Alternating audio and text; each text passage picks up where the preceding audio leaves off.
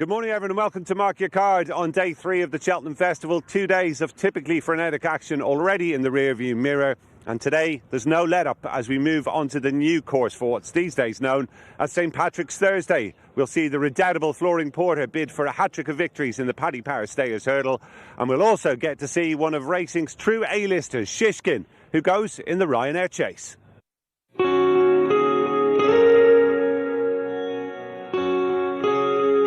Shishkin's going to be pulled up. Shishkin is being pulled up. To be honest with you, you could nearly tell going to the first fence. He wasn't where he wanted to be.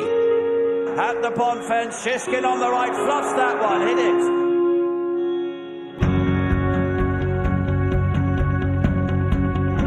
it. It was impressive, I must admit. And, you thought, phew, when he jumped the last, we're getting back. Shishkin, easy as he likes. He's hard on the bridle here with Nico de Boinville.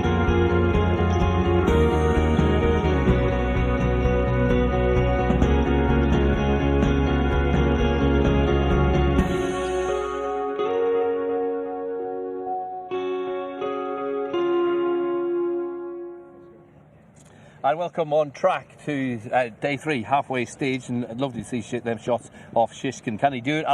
No hello this year. And against looking to get the second big prize off the week after Constitution Hill in the Champion Herd. Megan Nichols alongside at the halfway point. Enjoyed the first 2 days, been magical really. Yeah, absolutely. We've had some fairy tales, haven't we? And amazing racing, and really looking forward to today. Yeah, absolutely. New course, soft, good to soft in places. The weather forecast, it looks blustery but largely dry, where a couple of days ago it looked like we were going to get a lot of rain. Yeah, I thought today was going to be the worst weather, but things have changed, thankfully. It doesn't look too bad.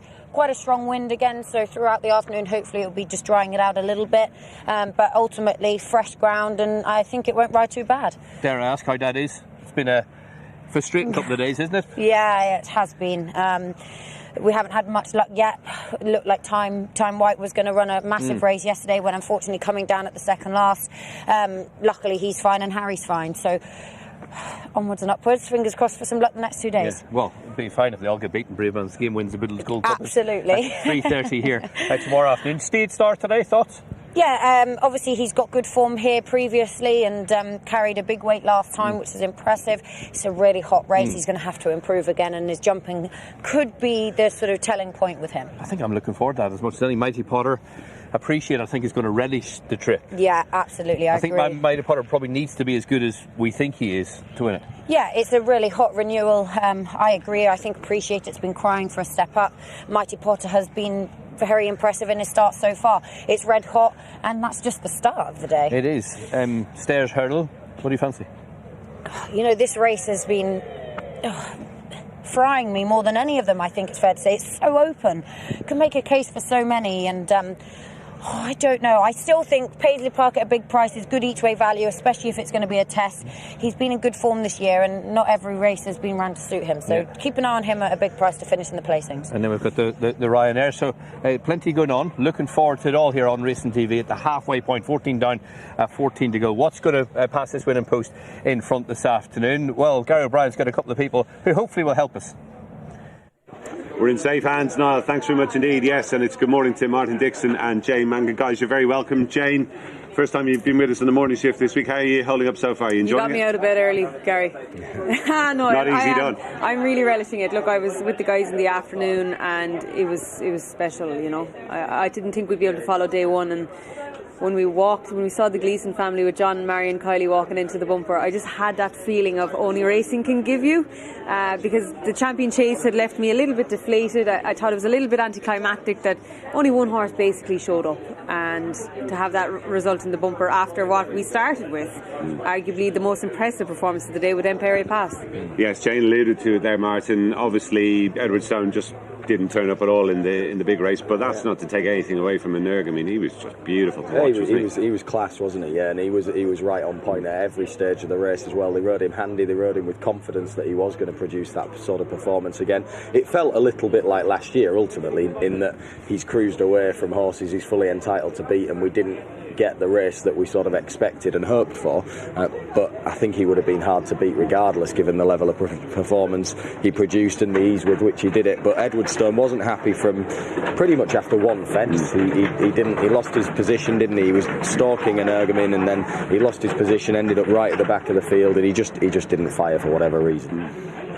And Jay mentioned Imperial Pass. Martin, how impressed were you by him? As many people have bossed that Ballymore, didn't he? Yeah, he did, and it's surprising. He was a big drifter, wasn't he, near the off? He was out to over 3-1, I think, on the exchanges. He went off with an SP of 5-2, which is the biggest price that he's been for probably the last 2 weeks, but he looked class, didn't he? Everything about him, again, we talk about needing that professionalism in a racehorse, and he's got that, hasn't he? He's very calm, cool, he did everything right, jumped well, stays really well, and I'd imagine that he could be a Gold Cup horse for the future, just looking at the way that he does everything.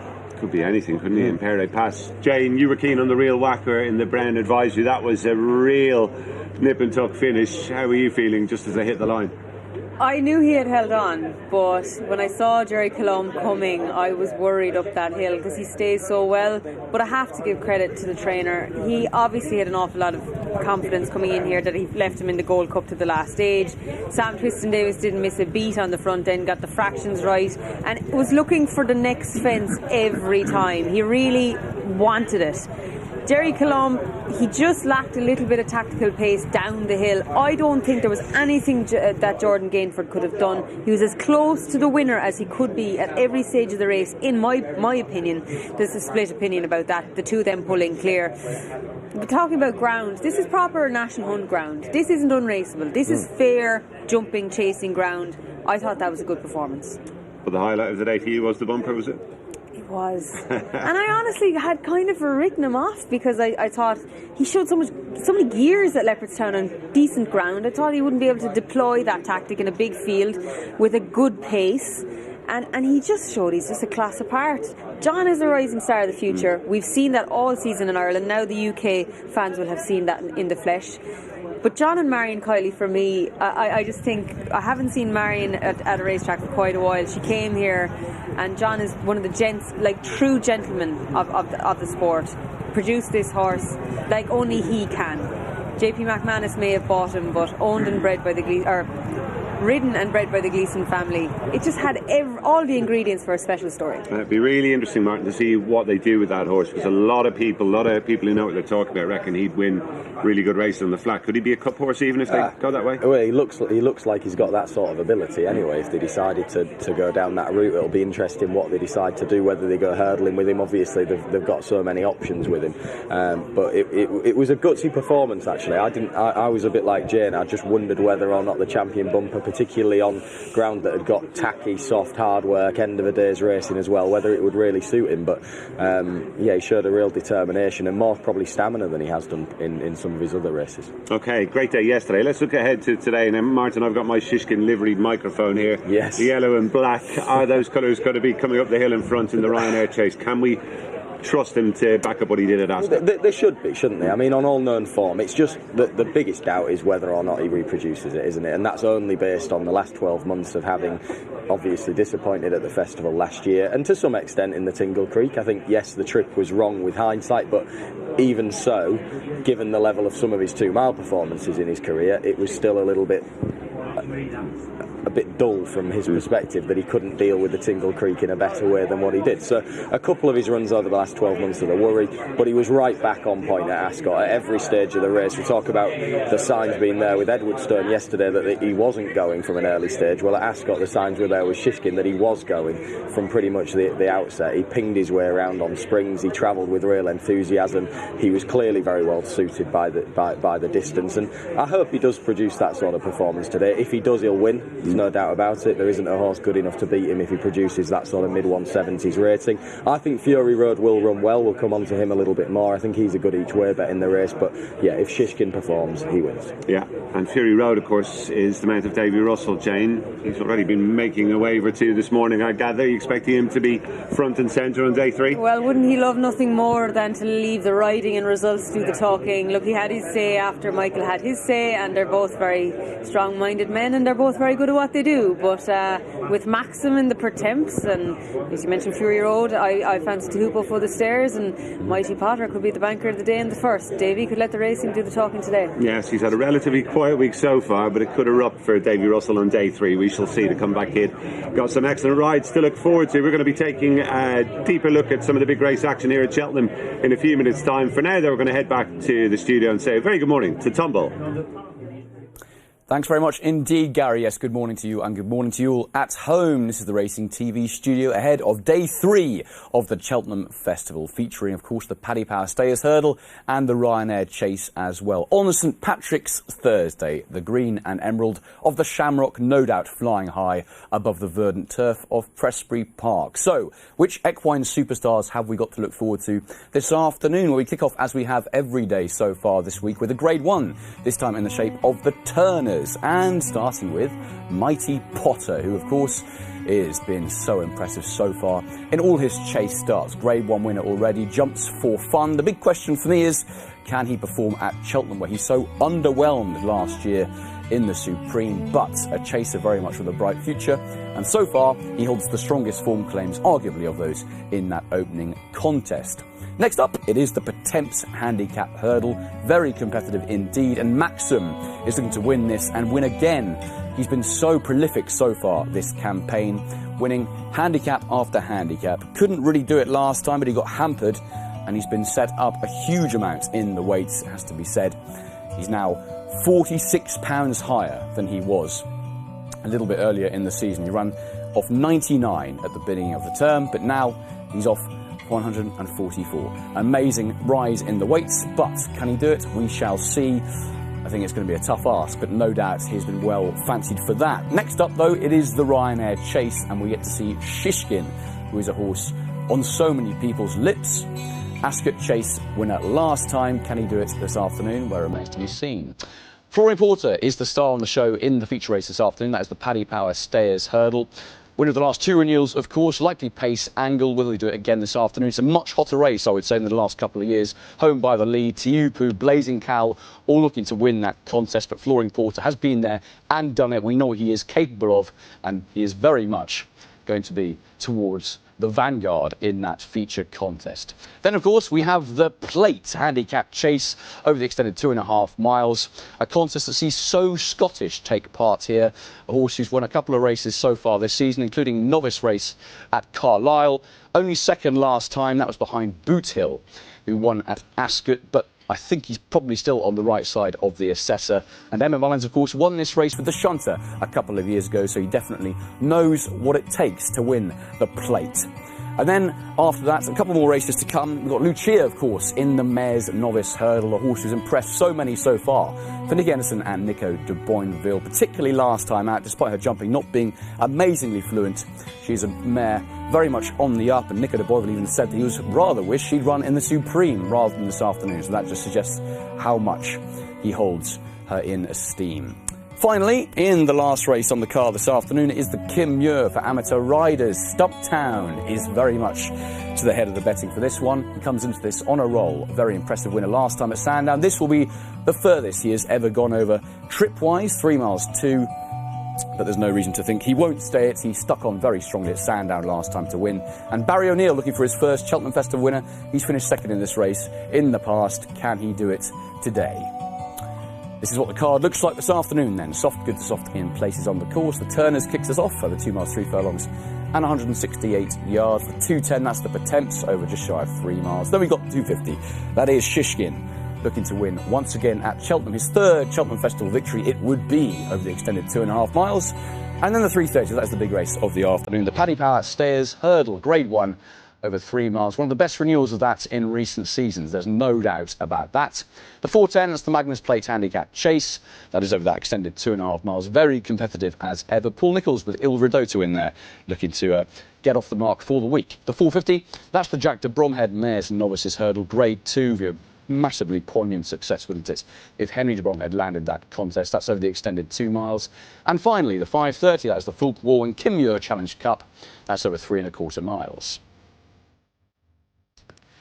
What about the ones who aren't taking part this afternoon at the Cheltenham Festival? Banbridge was a late withdrawal. He's come out of the Turners, as has Christopher Wood for Venetia Williams. In the 210, the Potemps, we've lost Jets of Magic. And then the Kim Year, we don't have either Chambard or one more Fleury. So a quintet of runners to have been scratched at Cheltenham on day 3.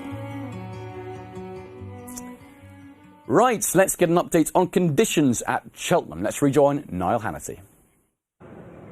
Time to get a ground update now with John Pullen, the halfway point. 2 days down, 2 to go. New course today, how is it? Yes, in good shape. Right. Yeah, as you say, switched to the new course today. We just had 4 millimetres of rainfall during racing yesterday and into the evening. We actually missed a band of rain that we were forecast to get later on last night, so it's just the 4 mil. New course has taken it well. Currently soft and good to soft in places, but there's plenty of good to soft out there. Right. Where is where's the worst areas? Yeah, so the home straight would be the softest. Right. Down the back straight there's plenty of good to soft and sort of bottom of the hill as well. So forecast for today is mainly dry, sort of cloudy as it is at the moment. We might get a little bit of drizzle, maybe some lighter showers later on, but nothing too significant. And it's a similar picture for tomorrow. Yeah, it looks like it's not as bad, which is good. Yeah, that's right. Sort of earlier part of the week, today looked like being quite a wet day. Thankfully, that's moved on. So the odd shower, but nothing too significant. Yeah, good stuff. Was it the new course you were a little bit more concerned with grass growth? Because it's had a bit more hammer coming into the meeting. Yeah, that's right. We obviously raced on the new course December, January, and that's where it really took the hammer. Yeah. And with the weather conditions we've had, we just didn't get that sort of recovery that we would normally see. But everyone's well aware we've done everything we can. We got some fleece down a couple of weeks ago. It's picked up.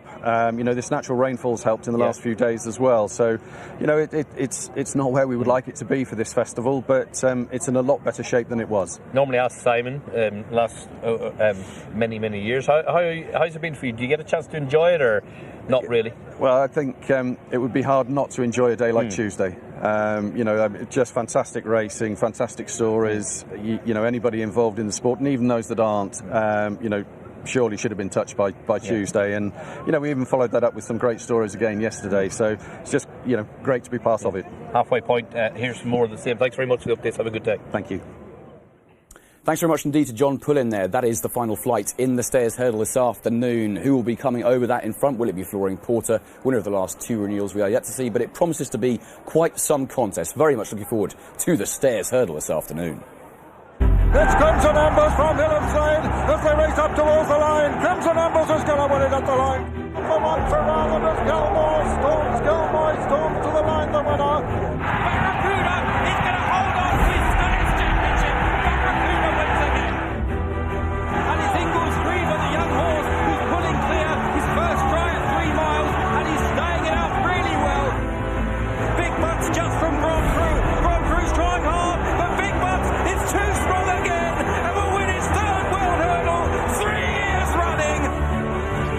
Now Tom Scudamore sends Pistol Crack on by 2 lengths, and he's easily gone 2 or 3 lengths ahead. He clears away in great style. Pistol Crack has won the Ryanair World Hurdle.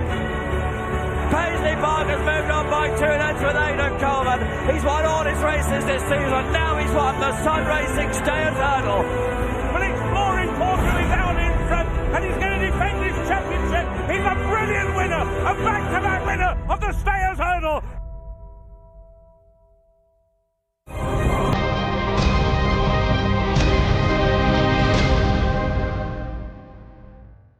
Yeah, some cracking memories of the Stayers Hurdle there. Who will produce more history this afternoon? Here's the betting for the 3:30 over 3 miles. The Paddy Power Stayers Hurdle Grade 1 Tupu is top of the market for Davy Russell and Gordon Elliott 5-2. Blazing Cal next in 4-1, looking to win once again after that victory in the Boyne last time.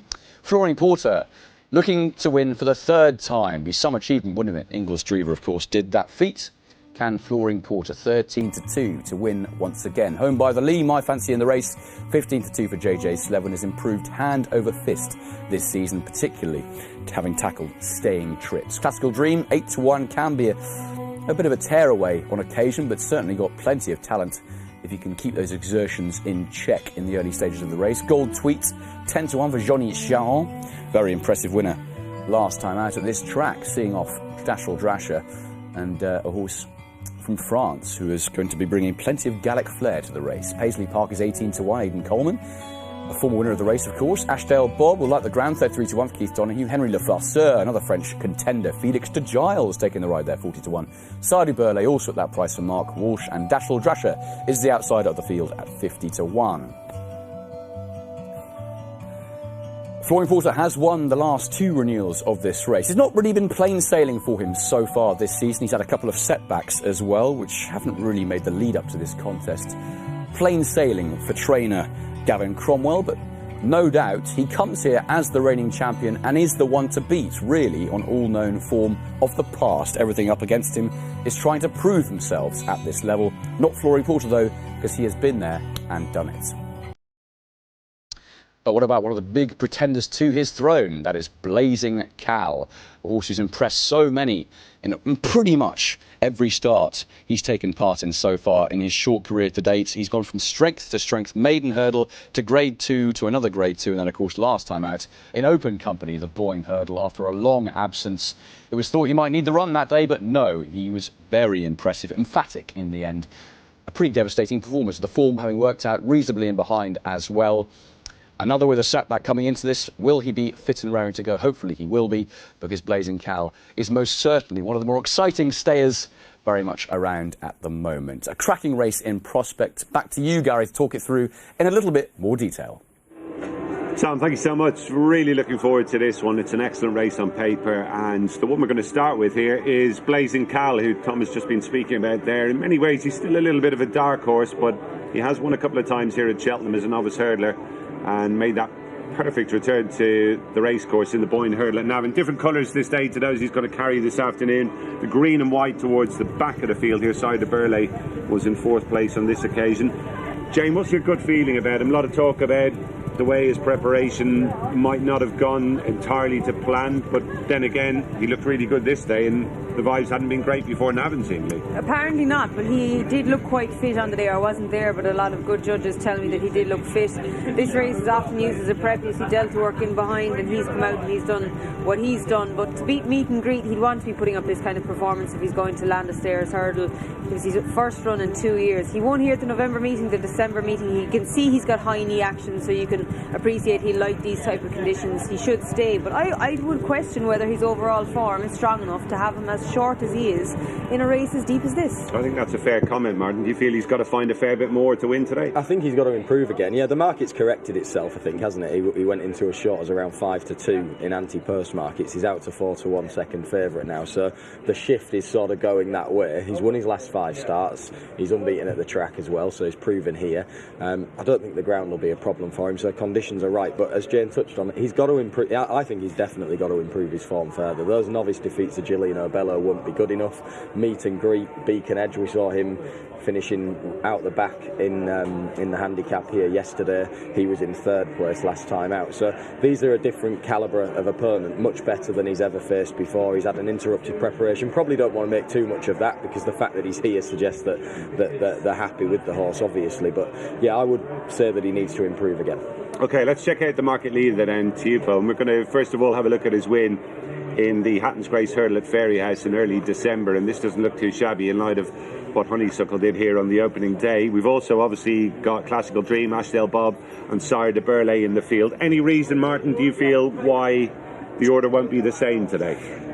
Look, Classical Dream and Tihupu obviously very closely matched on this form. Tihupu, I think he's got marginally the best form, certainly this season in the race. This is it. This is the best performance, I think. And you can see the way that he wins it. He wins it like a stayer. Now, he's only a 6-year-old. He's spent his career so far largely racing over 2 miles, but he's taken it to another level the last 2 starts, hasn't he? This performance over 2.5. Honeysuckle, whatever you think of her, whether she was or wasn't on it on the day, or how much ability she's still got, things like that, whatever, you know, she's still clearly a top class mare, and she went and proved that earlier in the week.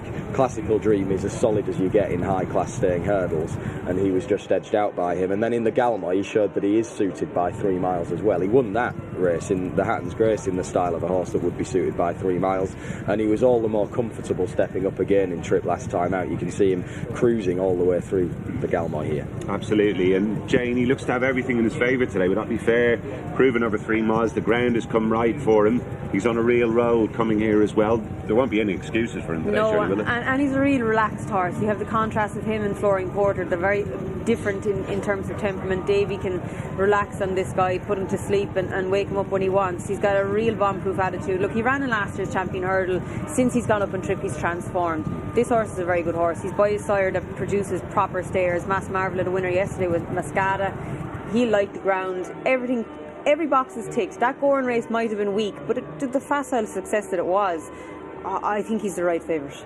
Let's have a look at another potentially key form line here, and this is the Christmas Hurdle at Leopardstown, which was won by Home by the Lee, who had landed the Lismullen Hurdle at Navan previously. Flooring Porter was amongst his victims then, and he confirmed his superiority over the Dual Stayers Hurdle winner this day. Flooring Porter finishes 4th. I don't think he was by any means disgraced. And Ashdale Bob running a blinder in 2nd. Jane, Home by the Lee, we haven't seen him since then.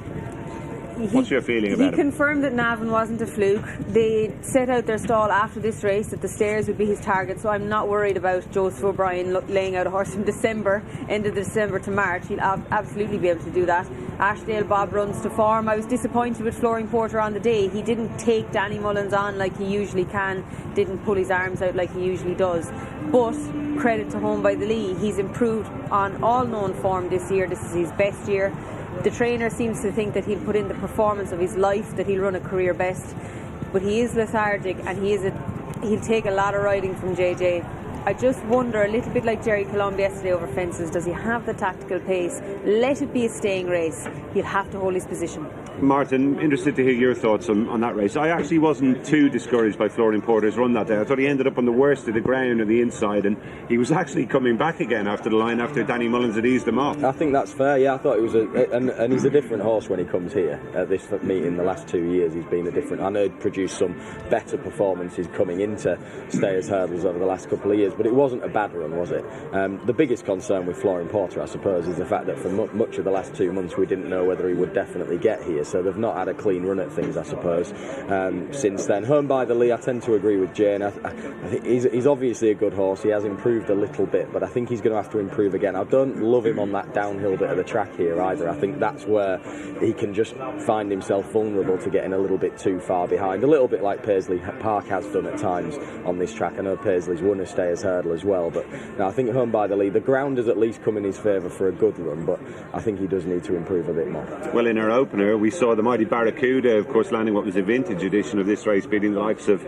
Iris's Gift and Limestone Lad. What about the prospect of a French winner this year? We've got Henri Lefarceur in there, and also Gold Tweet, Martin, both of them supplemented. We're going to have a look at Gold Tweet's win in the Cleve Hurdle. Talk us through this. Well, he cantered his way around, didn't he? He brushed them aside very easily. He's a complete unknown quantity still. Now, the race itself, you can throw cold water on it because Paisley Park clearly didn't fire. But Dashel Drash is a pretty consistent horse. He's a solid operator. He stays pretty well. He acts around Cheltenham well. He's been running solid races, good races all the way through the season. And Gold Tweet treats him with contempt. He got to him on the bridle, skipped away. Now, ground conditions are going to be tougher this afternoon. I think it's going to be softer and it's a better race, likely to be run at a stronger gallop, and I do just wonder with this horse whether he'll quite have the stamina for a race. I think if it had been a good ground Stayers Hurdle I'd be more interested in him, but he's quite an exuberant type. He can take a bit of a grip early on in a race, and like I say, I just wonder whether today's stamina test might just find him out. And Jane, is there a chance that maybe he's a touch flatter? The jockey seemed to think that the others rather played into his hands that day, reading his comments afterwards, Johnny Sharon. Yeah, he suggested that maybe the race collapsed and that he just galloped away from them, but I wonder, was he thinking the handicapper will be looking or something? But I was very impressed with him. He'll handle the ground. He's probably a good each-way player. He's trained by a man called Gabriel Leinders, who earlier on in his career had care of none other than Tihupo. Let's hear about his thoughts on Gold Tweet's bid as he speaks to Jess Stafford. Gabby, thank you for speaking to me. Please remind us about the experience you had at this track just a couple of months ago now with Gold Tweet. But you know, when we are here, it's a dream. It's a very big track. The best horse won at the Cheltenham, and when Gold Tweet won, I'm like a boxer, you know, KO, you know, yes, KO, yeah? Yes. And very happy everybody's here, and I'm with my friend. And, yeah, we're very is a dream, yeah. Yeah. And the horse surprised us in England, but didn't surprise you. It wasn't a surprise for you. No, a long time ago, I think about English race for him. Mm-hmm. But I take a time because I wanted he was perfect for that. Mm-hmm. And in January he was perfect for that. A bigger race, it will be a tougher race, more competition, especially from Ireland. What do you think about the next challenge? Yeah, we know the level is better, the race is better, the level is better, the Irish horse is really good. I know Teahupo'o, my favorite, because I trained him before. And last time we come with no pressure. Mm-hmm. Next time we come no pressure because we know just is a bonus. We are lucky have a good horse. We ride relax, and if it's possible, it's possible. If it's not possible, no pressure. The winner last year and the year before, Flooring Porter, his style of racing is forward and controlling the pace. Do you think that you will try and change your tactics to try and beat that horse? All is possible for him. I think with the French horse, the race is very fast because Ariel Farser like go in front and fast race is different, but no problem. Maybe we ride plus près? A little closer? Yes. Little closer? Yeah. We will see. But with my jockey, we watch all the other horse, the race, and we think tactic. But I don't know the other horse. When we take a boat, we watch with Johnny, and after we take a tactic. I don't know for the moment. Okay. And finally, you say you trained Teahupo'o before. There are plenty of trainers. Willie Mullins has bought horses from you. Yeah. Why do your horses seem to transfer so well over to Ireland, and what do you think it is about your horses? Because I don't have a big honor for keep the horse. Mm-hmm. When Willie Mullins called me for buy horse or Gordon Elliott, it's too expensive. It's very expensive, and if my honor is rich, I keep the horse and I do the same. But or maybe not the same because Gordon and Willie is a legend. But if my honor will be rich, I keep the horse and I come back. So it'll be fun to be able to beat him. Yes, good luck to Gabriel Leinders with Gold Tweed in the stays this afternoon. Time to sum it up then, guys. Jane, where does it go? Gabriel Leinders had the winner, and he gave him to Gordon Elliott. Teahupo'o for Jane. I think I'd probably go the same. I expect a big run out of Flooring Porter though today, if he can bring back his A game. Hopefully, Martin. Look, every chance that Teahupo'o wins it, he's into 5-2. I think it's about the right sort of price. Classical Dream is overpriced in my opinion. He's got a fine record fresh. There's very little to separate between him and Teahupo'o on the Hatton's Grace form from early on in the season. He might just wilt a little bit in the latter stages potentially, but I think he's up to running a big race. He's got a very consistent record in these high class staying races, so Classical Dream at the prices for me. Good man. Okay, we'll be back with you shortly to look ahead to today's other feature event. That of course is the Ryanair Chase, but when we return in just a minute we'll be rejoining Niall and Meg.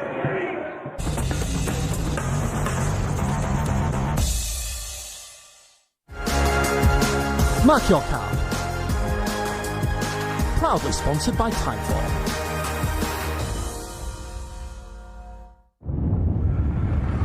At Bet365, we take horse racing very seriously. We go out of our way to feature every race that matters.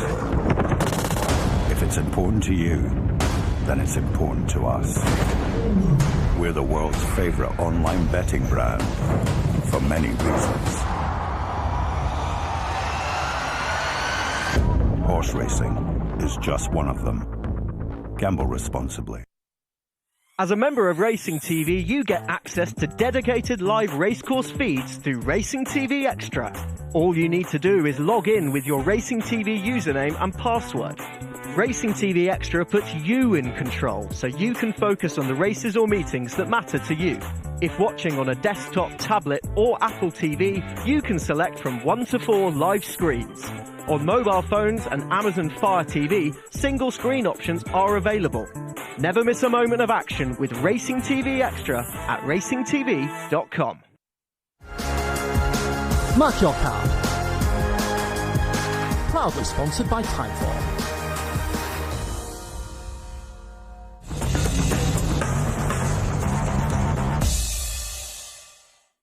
Soft, good to soft in places. You think, oh, it's a new track at the halfway point, some fresh ground, but in truth, it's been raced on for 2 days on the old track. This is where they crossed over, Supreme, well, all day, Boodles, Champion Hurdle, and you see, it is going to be hard work here.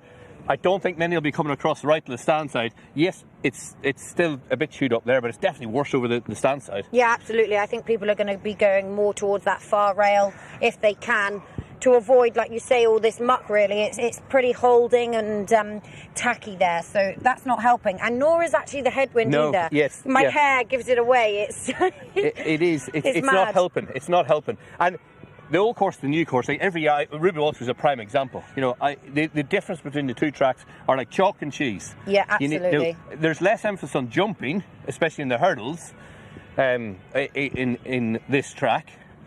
But there's much more emphasis on stamina, and for me, jockeyship. Yeah, 100%. It's totally different, as we've seen over the last few years since this track has sort of been alive, really, and all about the stamina. And jockeys are going to have to be holding on to the horses a little bit longer and playing it late, because it's a good old pull all the way up to the top of the hill. Like we said, they've got that sort of tacky ground to go across as well, and yeah, I suppose that's why we've got these staying races on the last 2 days. When you pan round, this is the last jump in the Ryanair Chase, and you'll see the bit of ground that will be fresh tomorrow for the Bulls Gold Cup, that little strip. Yeah, they've obviously got from inside the running rail at the moment, that will be moved across for that fresh ground for the Gold Cup tomorrow. Hopefully, I'd love to see Shishkin jumping the last in front in the Ryanair, bounce back to form last time, and it'd be great to see him back to winning form here at the festival. Okay, can he do it? Let's have a look in more depth at our featured chase this afternoon, the Ryanair.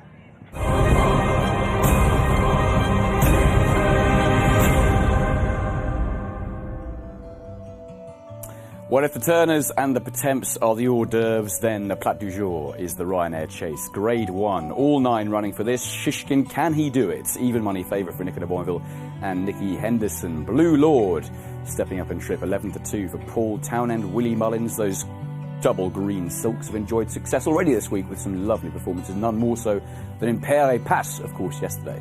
Janadil, 13-2 after victory in the Red Mills Chase last time, bouncing right back to somewhere near his best in that contest. Envoy Allen, 10-1, could be a forgotten horse potentially for Rachel Blackmore in the Cheveley Park Silks. Fury Road also at that price, 10-1. Big debut Russell, Fan Galopin Champ, too strong last time out, didn't he, at Leopardstown. French Dynamite, 22-1, could be an each-way player for Darragh O'Keefe and Rob Coeur. Hitman, 25-1 for Harry Cobden and Paul Nichols. Garlaw, a winner over course and distance in the past. The Paddy Power handicap chase, of course. Gold Cup went to him earlier in the season, 33-1 for Johnny Burke and Chacun Poursoir, very talented horse in his day. Danny Mullins, and 40-1 you can have about that horse in the Ritchie Silks.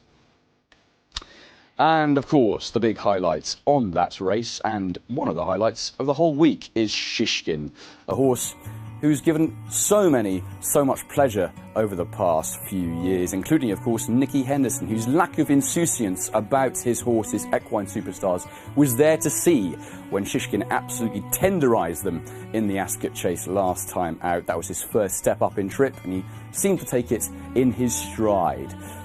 Beautiful looking horse who struggled a little bit, didn't he, in a couple of runs over 2 miles earlier in the season, one of those at the Tingle Creek, but much more like it last time out over that extended trip.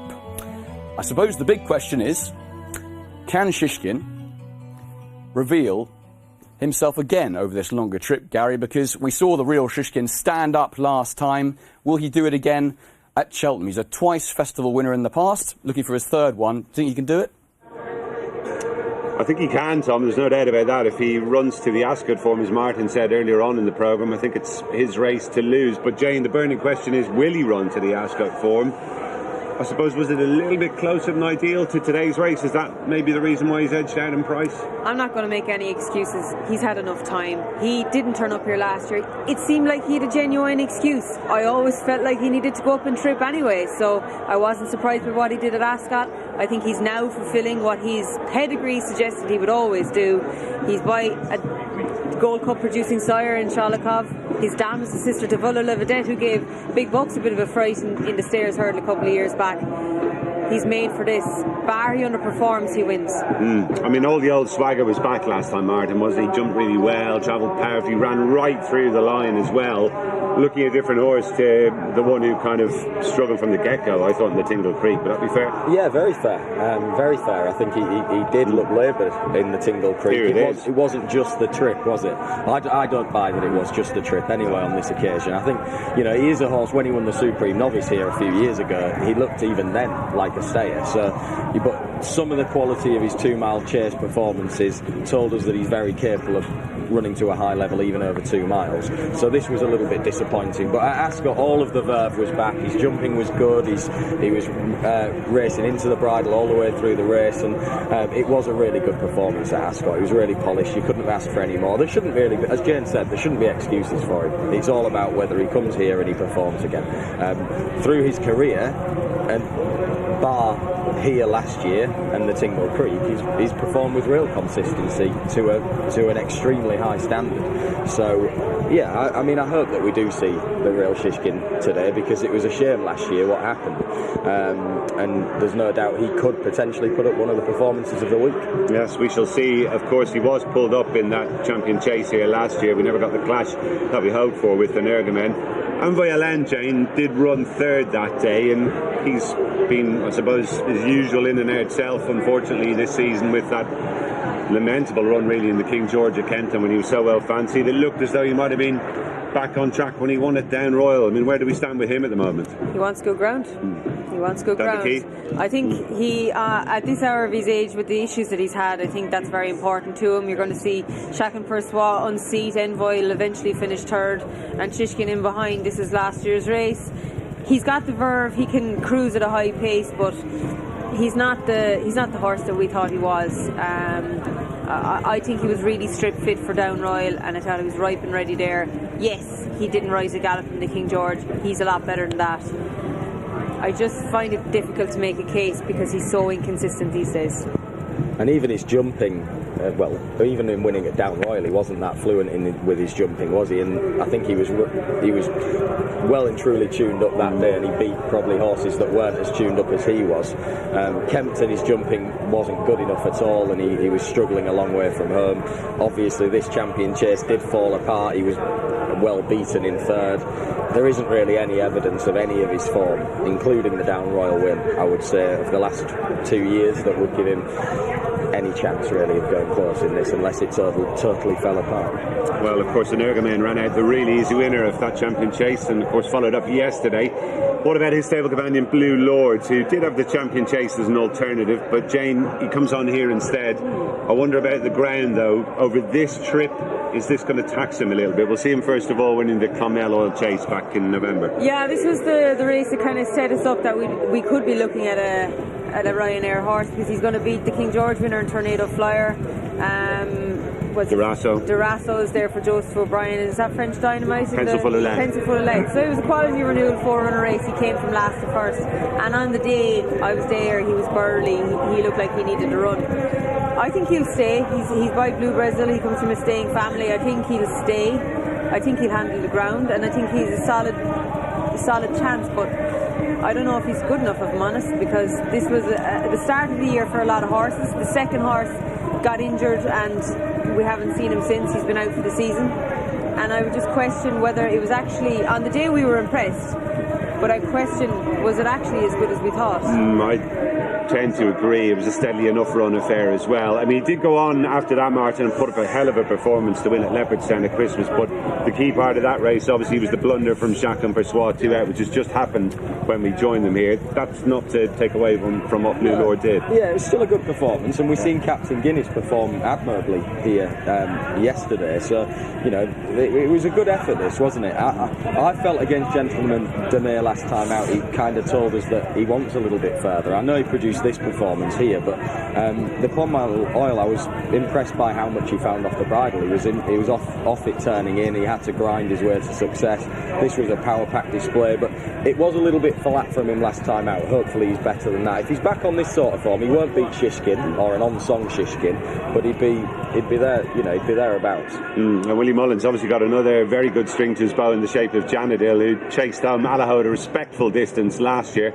Jane, you and I were working on Red Mills Day when this guy won the Red Mills Chase. We both thought he looked as though he'd come on significantly for the run, and in fairness, while he did win, we had it backed up by the camp as well. Ruby thought the same, and one or two others in the yard felt also that whatever he did here, he'd come on significantly for. Can we mark this effort up, do you think? Absolutely. Look, it was a sedately run race. He quickened.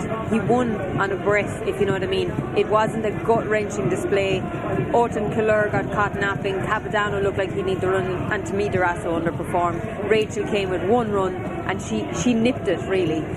She gets here in front between the last two fences, and she starts to pull away, but he certainly did need to run, and I'd expect him to improve for it. He's been placed in this race before. I think he's the each way bet. If you're going for a place pot or maybe a trifecta, he's definitely going to be in it for me. I like this horse more so than I like Blue Lord. Yeah, he'd be the one for me as well. I think he's a real solid horse. If Shishkin is to get turned over, he could well be the one. But Martin, I know you think a big run could be in the offing from Fury Road. Let's have a look at him and maybe just flesh out the case why you think that is going to happen. Yeah, he would be my each way bet. In fact, coming into the week, he was, I thought, one of the best each way bets of the week, and I'd stand by it. I thought this was a massive run last time out. We know how much everybody thinks of Galopin des Champs. We know his ability, and I thought to briefly make Galopin work to get past him was a huge effort from Fury Road. He's a strong stayer at the trip. I think you're going to need that under the conditions that we've got today.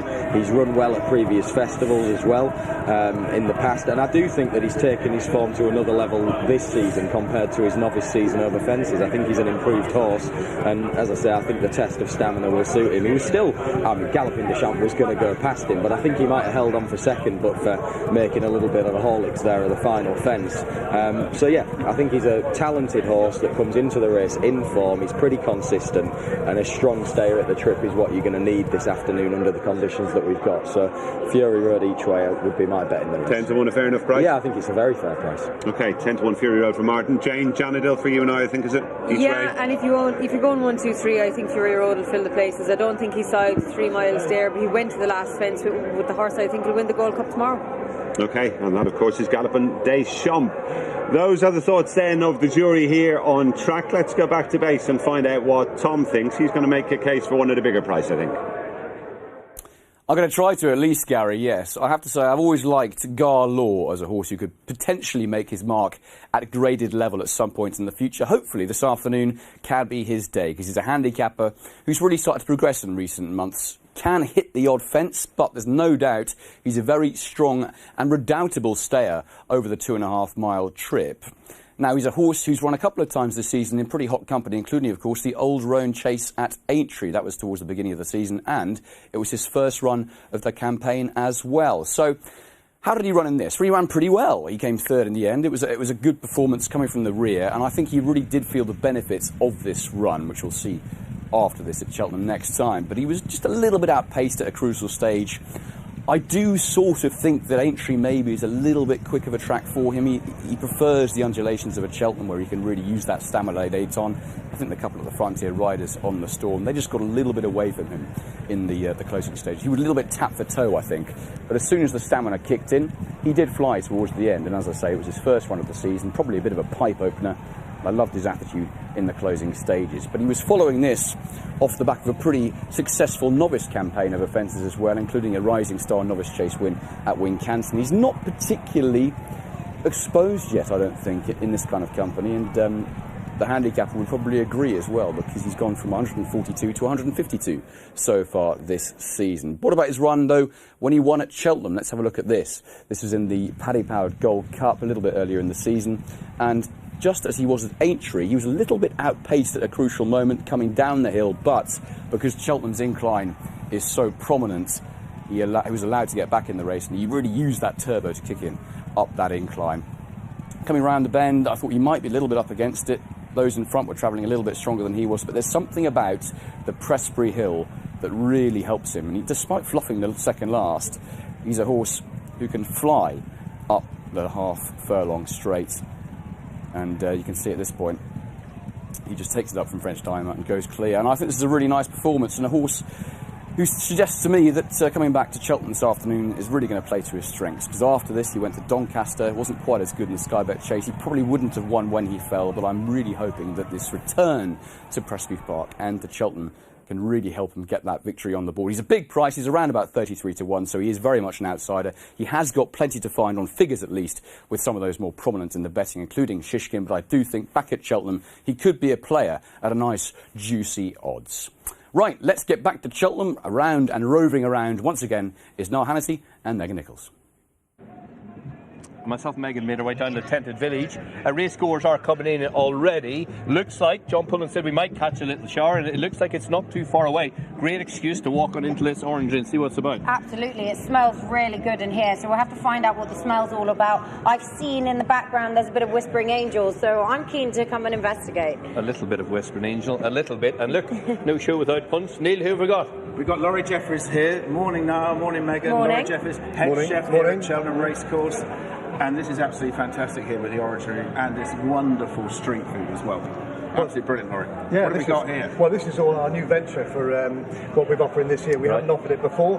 It's loosely based around what you can find in London, sort of Covent Garden and stuff like that. And our executive chef, Warren, we give him some pocket money every now and then and tell him to go and find some new ideas. And this is what he came back with, basically. Again, I keep saying all week where we were the Night Timber's just over here. Yeah. We're literally 50 yards, 100 yards from the last hurdle when you post. Yes. It's a great view. It's a great view. I mean, this is such a... the orchard is getting more and more popular. It's getting more and more themes as well, which is fantastic. Why did you feel the need to change it up? It was just, another extension of what we've done in the past. We had, in previous years, we had over the other side some orchard pods where there were some buffets individual and whatnot. So we've changed that around now, made this more of a retail area, more of a public area, and it has proved really, really popular, actually. In the first 2 days, we've been so busy, we haven't been able to keep up. We've had to reorder more food, and, it's been great, actually. Oh, I'm not surprised. It looks amazing. Yeah, it's gone down very well. I mean, the flavours are stunning, and, the guys in the back were actually producing the food have really worked hard and kept up with it all day long. So I can run through with some of the individual bits if you like. No, we'll like that. Absolutely. So we've got over here, these are steamed bao buns. So that's originally from China, but they've got now based in Southeast Asia. You find a lot of those on the street food and stuff like that. So this is chicken. This is jackfruit. I don't know if you've come across jackfruit. Yeah. Very popular in here. High protein vegetarian. Very high protein vegetarian. Yeah, vegan as well. Yeah. These are posh fries with a black garlic mayonnaise and some seaweed flakes as a seasoning. Yeah. So nori seaweed as a seasoning. Right. So it's a bit of a twist, really. We've got some kebabs, beef, chicken. This is tofu, which has been marinated in soy sauce and then deep fried, which is a really nice way to eat tofu. I mean, tofu is a great product to eat, but you do have to play with it. You have to marinate it and do stuff with it. Neil's laughing. Why are you laughing? I just think it's You're great. Looking at me because I know the two of you are just saying, wow, we can't wait to get. I know the crew afterwards are going to be waiting to get as well. Absolutely fantastic. That's why. We love having a taste. Looks amazing. Neil's probably more used to me doing, fine dining and stuff like that. But actually, this is where we like doing. Oh, we love it, because it's so busy. I mean, we open it up at 10, 11 o'clock, and we don't stop till 4 or 5 o'clock in the afternoon. It's great. You can keep your fine dining. This is much better. Fine dining is not for me. Pint of lager, few them, job done. Don't overcomplicate it. To be fair, I'm happy with the Whispering Angel. You like the Whispering Angel as well. Yeah, exactly. We've got everything here for you. Yeah. Well, we've got some desserts as well. We've got some donuts and some churros and whatnot, and it's all based around what you can find street food in other cities and stuff like that. One of our cameramen, Dan, is very fussy. He's a vegetarian, very fussy. Apart from a good football team, he's quite hard to please. Okay. What would we offer him? What can you offer him? This is vegetarian. This is cauliflower. Right. This is vegetarian onion bhajis. This is vegetarian chana dal, so it's chickpeas and a curry. Yeah, these are all vegetarians, no problem. This one's vegetarian. This one's vegetarian. This one's vegetarian. Right. Loads of options. You should have said we can have a drink already, can't you? Yeah, well, yeah, absolutely. So, come on, Megan, we've got Whispering Angel, Provence Rosé, dry Provence Rosé, so popular now. Amazing. Are you allowed to have one, or are you? Am I allowed to have one? You can, of course you are. Come on. Yeah, absolutely. Don't miss We're that. not really working, but we are, so crack on.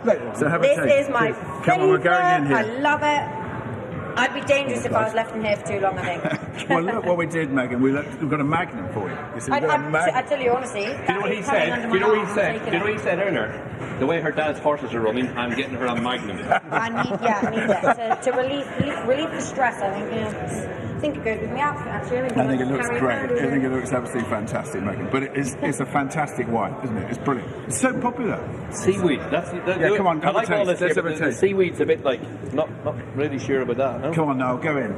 Actually, what you need to do, make sure you try. I'm going to try it. Go in. Come on, Megan. You need to go in. Nice. What's the No, sauce it's not with ready, the but the rest cauliflower will be. fritters? That's sweet chili mayonnaise. Oh yeah, we like that. We like that. We'll try these. But with the chips, you've got the black garlic mayonnaise, which is another interesting one as well.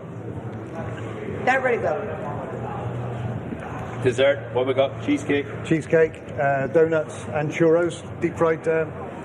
Well, they're similar to donuts, you know, so and then with a toffee sauce to go with What it. do you think of the seaweed now? Adequate. Let me try. Rest of it nice. Yeah, not your favourite. No. Oh, I like that. Yeah, it's nice, I thought isn't you it? would. Yeah, different twist, isn't Yeah, it? I'm awkward, aren't I, Niall? I Yeah. like funky things, and they're funky. They are, yeah. No Laurie, comment. What's been the most popular over the first 2 days? The most popular has got to be the cauliflower. Yeah, that is the one thing we've. It's a very unreal thing, isn't it? Cauliflower rice. Yeah. Yeah, cauliflower Cauliflower's rice. class. Yeah, It's really good. quite actually. an in thing now, isn't it? It The is, sort of yeah. cauliflower We get- variations. We get lots of different, loads. Like, I mean, I particularly like Romanesco. Have you come across that one? No. No, So You'd be surprised at all. It's a bright green one into a pyramid. It's Oh like a yes, pyramid. I've Looks seen really- them. Yeah. I haven't cooked them, Yeah, but I've they're- seen them.